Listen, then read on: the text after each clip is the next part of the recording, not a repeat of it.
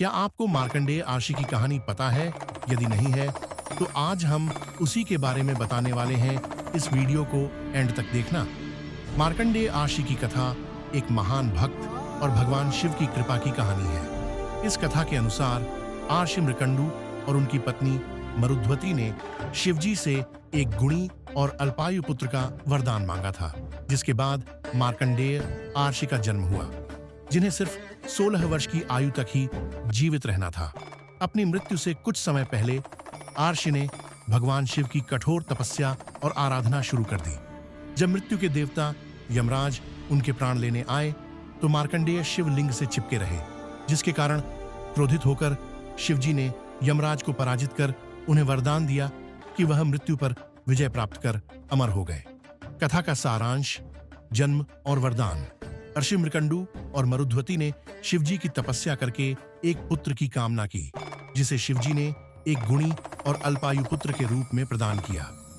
मार्कंडेय बचपन से ही बुद्धिमान और शिव के महान भक्त थे। श्राप और तपस्या। 16 वर्ष की आयु में उनकी मृत्यु होनी थी, लेकिन उन्होंने इस नियति को स्वीकार नहीं किया। उन्होंने अपनी मृत्यु के दिन भी शिवलिंग की पूजा और आराधना जारी रखी। यमराज का आगमन। जब यमराज उनके प्राण लेने आए, तो मार्कंडेय ने शिवलिंग को कसकर पकड़ लिया और वे यमराज के साथ जाने से इनकार कर दिया। शिवजी का हस्तक्षेप। मार्कंडेय की अटूट भक्ति को देखकर भगवान शिव क्रोधित हो गए और शिवलिंग से प्रकट हुए। उन्होंने यमराज को पराजित किया और मार्कंडेय को अमृतत्व का वरदान दिया, कालांतक उपाधि। इस घटना के बाद भगवान शिव को कालांतक, समय और मृत्यु का नाश करने वाला की उपाधि मिली।